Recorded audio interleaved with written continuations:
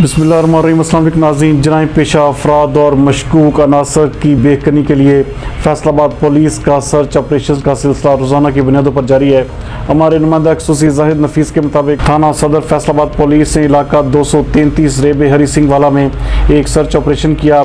इस ऑपरेशन के दौरान घर घर तलाशी में मशकूक अफराद की बजरिया शनाख्ती कार्ड तस्दीक की गई।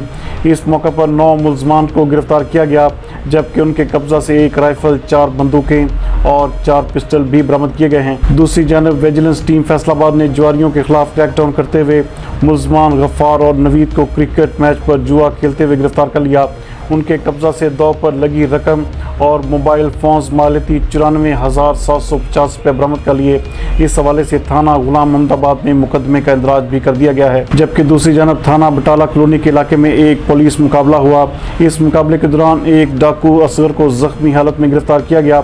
मुलजम असगर ने पुलिस मुकाबले के दौरान कांस्टेबल अनीस अहमद को गर्दन में फायर मारकर जख्मी भी किया था। जबकि एक और कार्रवाई के दौरान थाना सत्याना पुलिस ने मंशियात फरोशों के खिलाफ क्रैकडाउन करते हुए मुलजम यासीन को मंशियात फरोख्त करते रंगे हाथों गिरफ्तार कर लिया।